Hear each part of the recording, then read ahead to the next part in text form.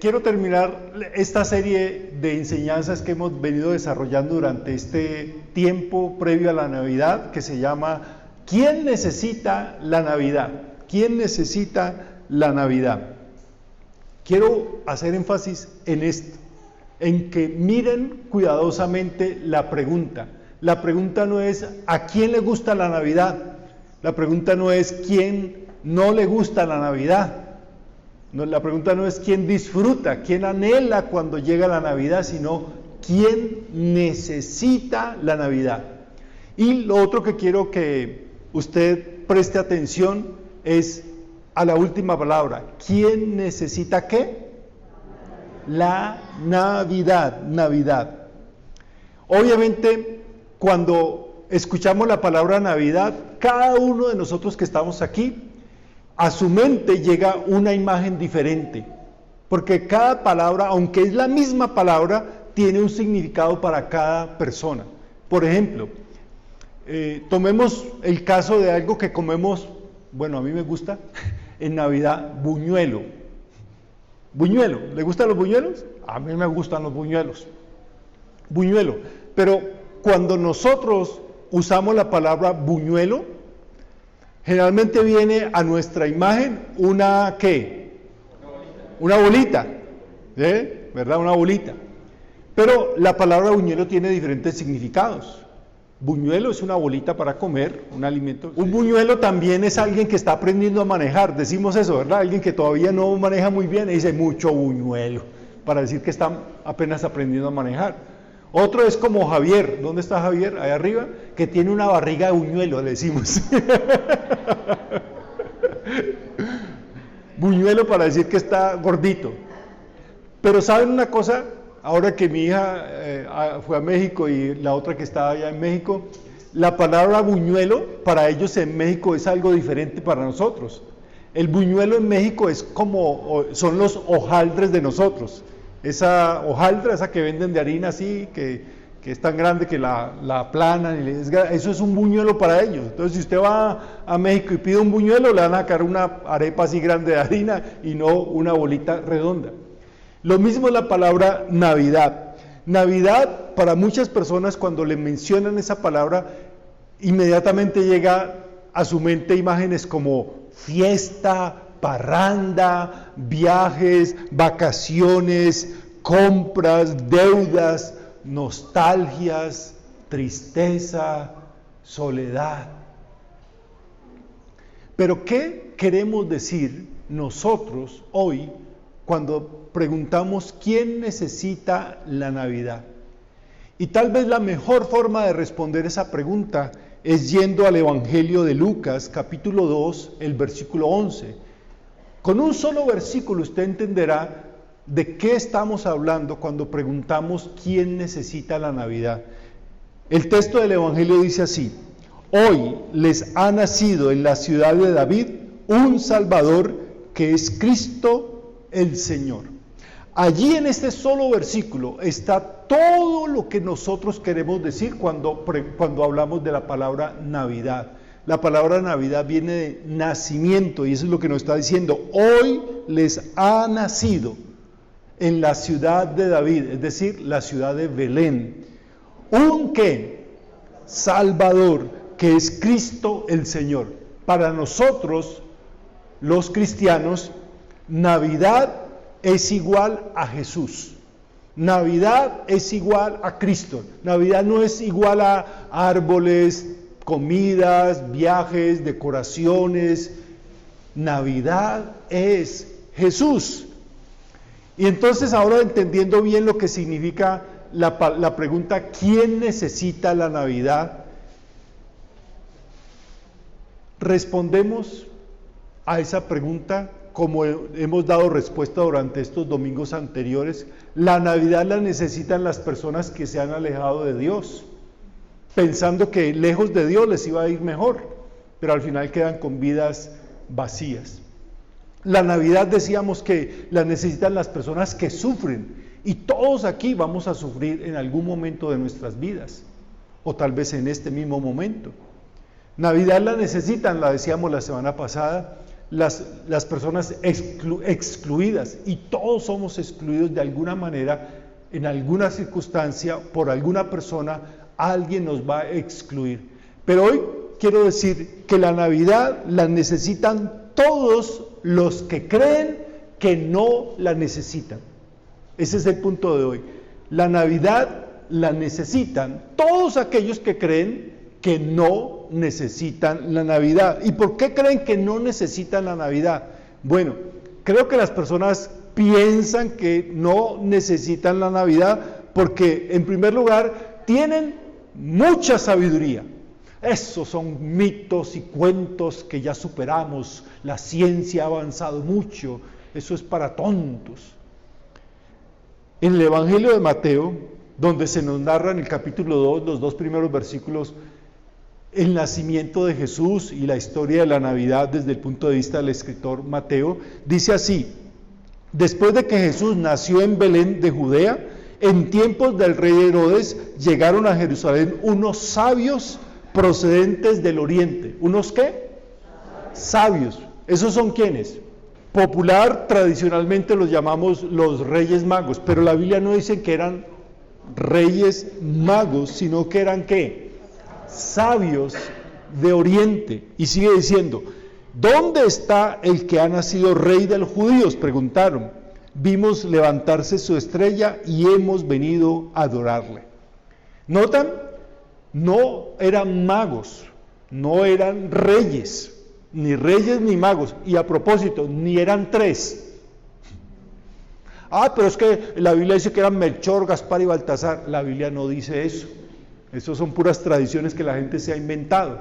Pero la Biblia no habla de reyes, ni de 3, ni magos. Habla de sabios de oriente.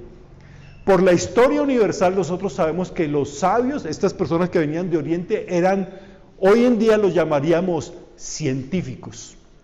Gente dedicada a estudiar la ciencia para encontrarle significado a este mundo y a los fenómenos que veían. Y ellos vieron una estrella que nunca habían visto y se dedicaron a estudiarla por años. Y viajaron hasta donde esa estrella los dio. Nosotros generalmente representamos el pesebre ¿con qué? Con la oveja, la vaca, no sé qué más metemos ahí, a los pastores, a José y María y al niño, y de una vez le metemos a los ¿qué? A los 3 Reyes Magos. Pero por la historia nosotros sabemos que los magos llegaron unos cuantos años después del nacimiento de Jesús. O sea, no lo encontraron allí en un pesebre, lo encontraron unos años después.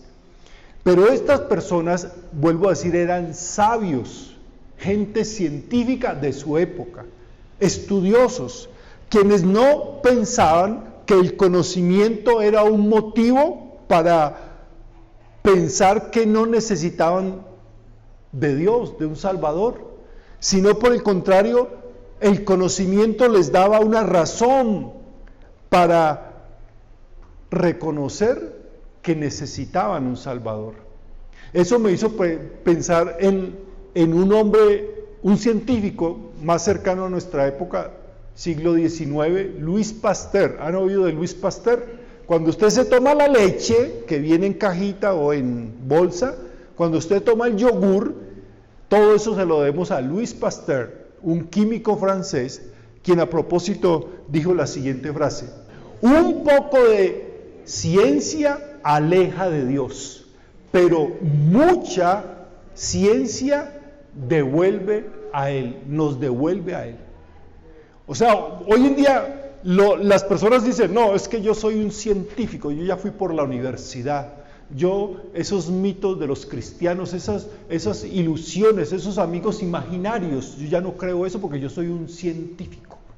Un científico verdadero como Louis Pasteur pensaba todo lo contrario, que tener mucho conocimiento, tener mucha ciencia, no lo alejaba de Dios, sino que lo acercaba, lo regresaba a Él. ¿Cómo les parece?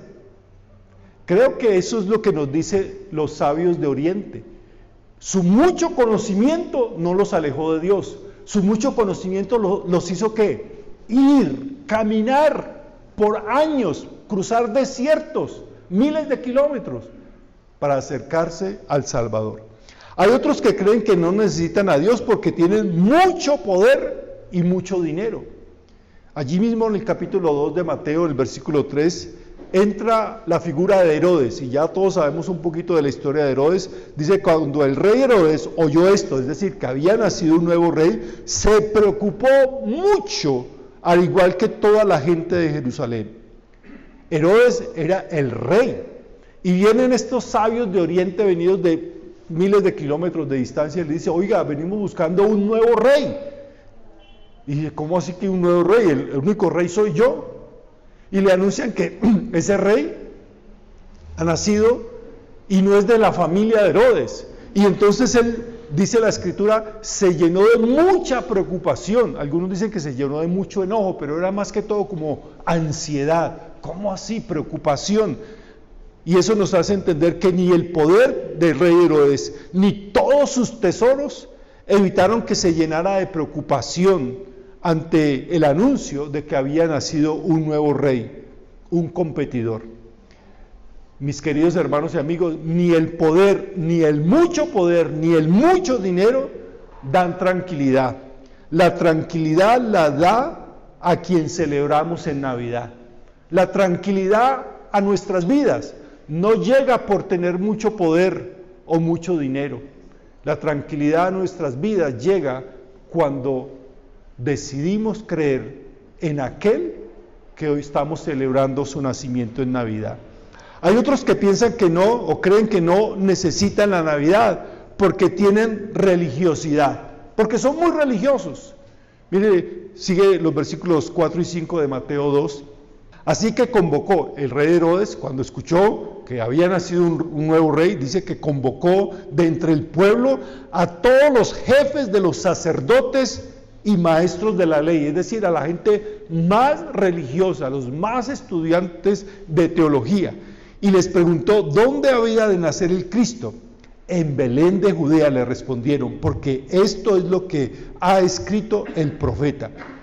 Mire, estos hombres conocían todas las profecías del Antiguo Testamento, conocían muy bien la Biblia, conocían todo lo que la Biblia decía acerca del nacimiento del Mesías, incluso dónde iba a nacer. Usted sabía que siglos y siglos antes de que Jesús naciera, los profetas anunciaron que el Mesías iba a nacer en un pueblito llamado Belén, y se cumplió. Pero estos hombres, aún con toda su religiosidad, no pudieron descubrir que el Salvador había nacido, porque estaban tan apegados a su religión, a su religiosidad, que se olvidaron del Salvador. Y hay muchas personas que se aferran a su religión y dejan a un lado al Salvador, al Mesías. Hay otros que creen que no necesitan la Navidad porque tienen buen comportamiento, porque son buenas personas, porque son gente de bien, porque hacen cosas muy bien, porque yo no he matado a nadie, yo no le he robado a nadie, yo soy buena persona. Eso me hace pensar en lo diferente que nos muestra la Biblia a las personas a las cuales Dios le anunció el nacimiento del Mesías.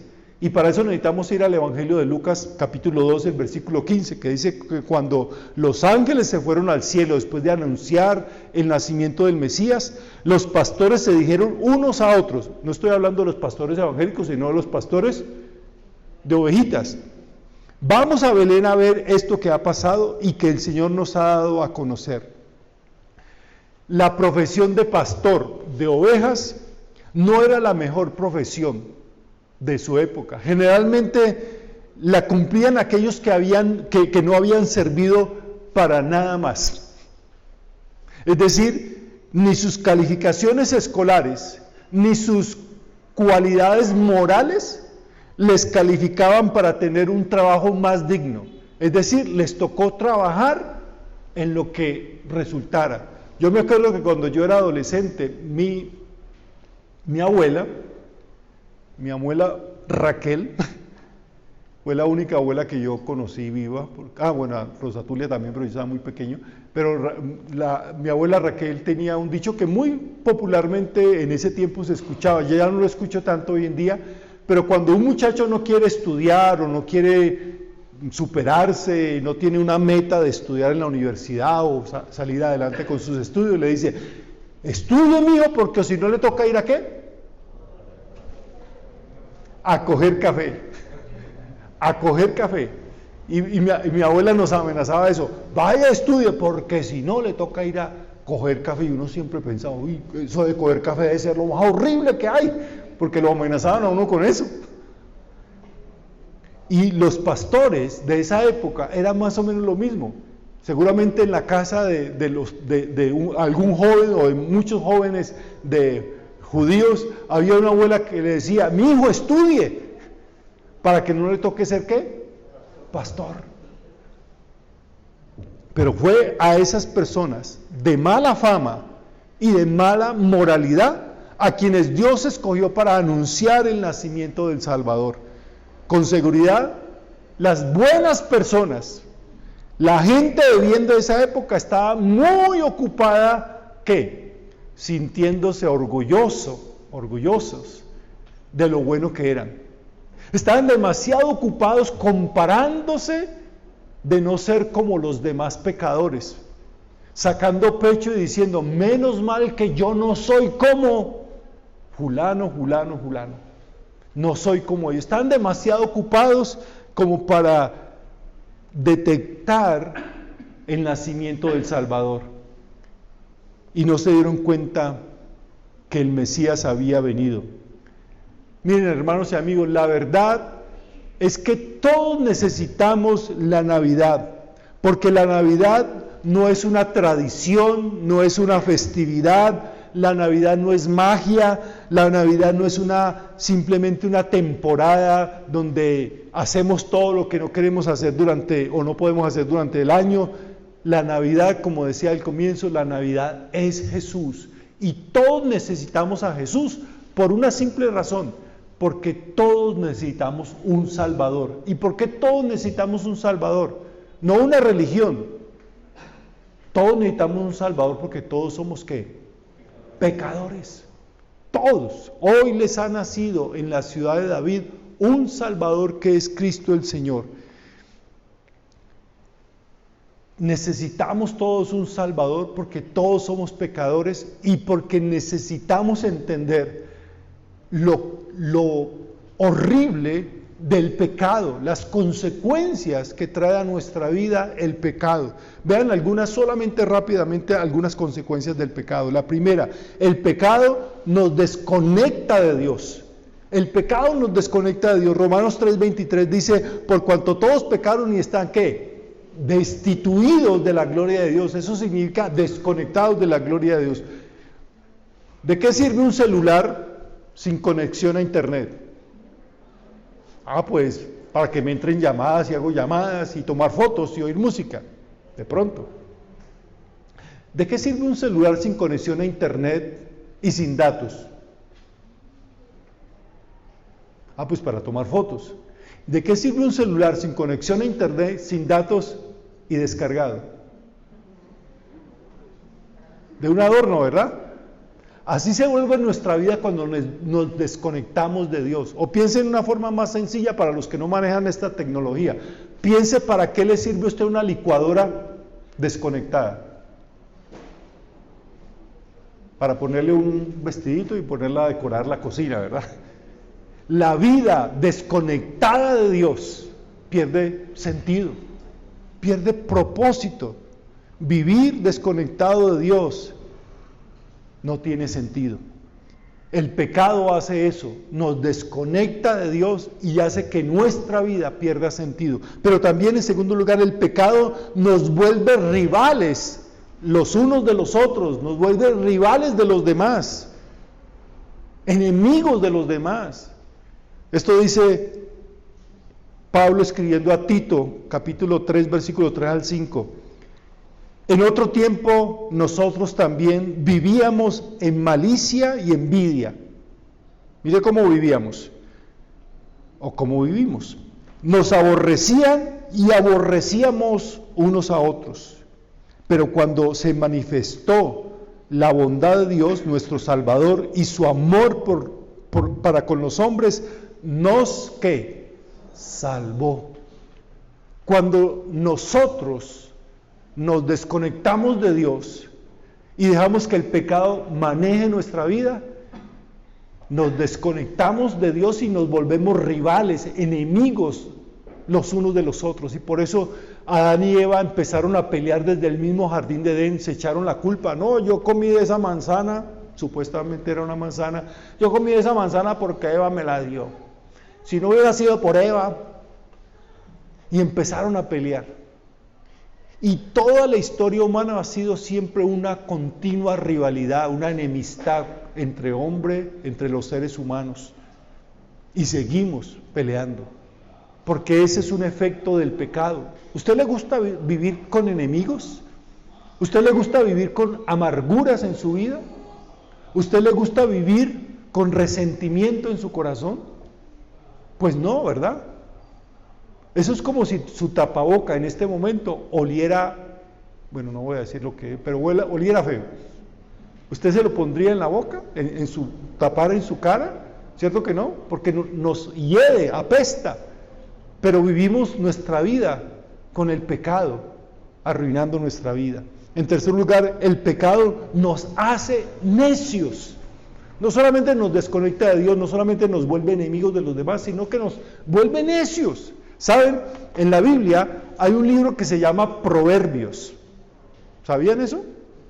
Yo se los invito a que los lean. En el libro de Proverbios, al menos en la Nueva Versión Internacional de la Biblia, aparece la palabra necio 72 veces. 72 veces. Casi en todos los libros de la Biblia aparece la palabra necio, pero en el libro de Proverbios es donde más aparece la palabra necio. Lo desafío a que lea el libro de Proverbios y marque todas las veces que aparece la palabra necio, para que al hacer ese ejercicio es como vernos en un espejo. Dios diciéndonos: mire lo necio que son ustedes. Habla de todo tipo de necedad. Necedad en las relaciones humanas, en relación con los hijos, con la esposa, con los amigos, con el manejo del dinero, con el manejo de los negocios, con las diversiones. Habla de todo tipo de necedad, porque el pecado nos vuelve necio. Mire, hay millones, simplemente para hacer esta comparación, hay millones de necios frente a la pandemia del COVID-19. Es que yo no creo en eso. Eso es un invento, eso no existe. Eso es simplemente una conspiración, dicen otros. Nos van a vacunar para ponernos un chip y matarnos dentro de 2 años. Nos van a meter un chip o nos van a poner una vacuna para cambiar nuestro ADN, modificarnos. Otros dicen: no, nos quieren controlar con esa vacuna porque esa es la marca del anticristo. Y de algo nos tenemos que morir, dicen otros necios. Necedad, necedad, necedad, por todas partes. La Biblia, allí mismo en Proverbios 22:3, dice lo siguiente: el sabio ve el peligro y se protege. El necio ciegamente avanza y sufre las consecuencias. Bonito versículo, ¿verdad? Para tiempos de pandemia. El sabio ve el peligro y se protege. ¿Cómo? Con el tapaboca, con la vacuna, desinfección de manos, distanciamiento social. No es que estamos en Navidad, vamos a hacer una fiesta. Eso lo hace el necio. El sabio se protege, pero el necio ciegamente avanza y sufre las consecuencias. Pero hay más necios ante el pecado que necios ante el COVID. El pecado, eso no es pecado, el pecado no existe, eso es un invento de los curas y los pastores. Mi pecado sí es pecado, pero no es tan pecado como el de los demás, no es tan malo. Pues yo sé que es pecado, pero eso no le hace mal a nadie. Eso al fin y al cabo todo el mundo lo hace, eso es muy común hoy en día. Déjeme decirle, Usted no necesita una excusa para su pecado. Usted necesita un salvador de su pecado. Y ese es Jesús. Y por último, el pecado nos paga con la muerte. El pecado nos paga con la muerte. La Biblia dice, Romanos 6:23, porque la paga del pecado es muerte, pero el regalo que nos da Dios es vida eterna a través de Jesucristo el Señor. Por estas y por muchas razones, el pecado es el problema más grande que usted y yo, y que todos los seres humanos tenemos. Quiero que volvamos al versículo inicial de Lucas capítulo 2, versículo 11, que dice así: hoy les ha nacido en la ciudad de David un ¿qué? Que es Cristo el Señor. Pero he dejado ese espacio en blanco, porque hoy en día la mayoría de la gente no piensa que su principal problema es el pecado, que su principal problema no es espiritual, el pecado, sino que su principal problema es otra cosa. Porque si nuestro principal problema fuera de salud, tal vez este versículo diría, hoy les ha nacido en la ciudad de David un ¿qué? Un médico. Pero no es nuestro principal problema la salud. Si nuestro principal problema fuera el dinero, tal vez diría, hoy en la ciudad de David les ha nacido un economista o un empresario. Si nuestro principal problema fuera emocional, diría, nos ha nacido un ¿qué? Un psicólogo que nos arregle.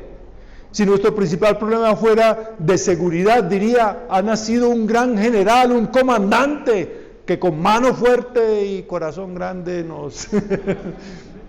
Si nuestro principal problema fuera social, y esto es para que nos riamos un poquito más, si nuestro principal problema fuera social, diría, nos ha nacido un político. Pero como nuestro principal problema es espiritual, el pecado, la Biblia dice, hoy les ha nacido un Salvador, que es Cristo el Señor. Un Salvador que todos aquí necesitamos. ¿Quién necesita la Navidad?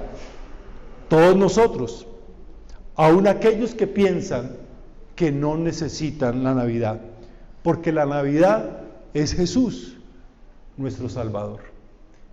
Y mi invitación, que es la invitación que nos hace la palabra de Dios, es esta: confíe su vida en ese Salvador. Confíe de todo corazón de que Él puede solucionar el problema más grande que usted tiene en su vida, que no está en su bolsillo, no está en su cuerpo, no está en su mente, no es un problema social. Su principal problema está en su corazón, su pecado. Y Él vino a este mundo para perdonarnos y salvarnos. ¿Quiere usted ser salvo? ¿Quiere usted decirle al Señor, Señor, yo pensaba que la Navidad era otra cosa, pero hoy entiendo que la Navidad eres tú, que has nacido para salvarme, que has nacido y has venido para perdonarme, porque me amas? Tome la decisión de empezar a seguir a Jesús, no de hacerse religioso, de seguir a Jesús, no de seguir a un pastor, sino de seguir a Jesús. No de volverse una persona fanática, sino una persona que ama lo que Dios ama, que ama a Jesús con todo su corazón. Les invito a que nos coloquemos en pie, vamos a orar. Padre Santo, estamos muy agradecidos por recordar hoy, vísperas de Navidad, la salvación que tú nos has venido a traer, y nos has recordado, Señor, que has nacido como Salvador, no como general, comandante, ni médico, ni economista, ni político, ni psicólogo, ni empresario, sino como un Salvador, lo que necesitamos. Oro por cada persona, Señor, en esta mañana, que decide en su corazón seguirte a ti, reconociendo que necesita de ti, necesita tu perdón, necesita tu salvación, necesita una nueva vida que solamente está en ti. Los confío en tus manos y te pedimos, Señor, que les bendigas. En el nombre de Cristo Jesús. Amén.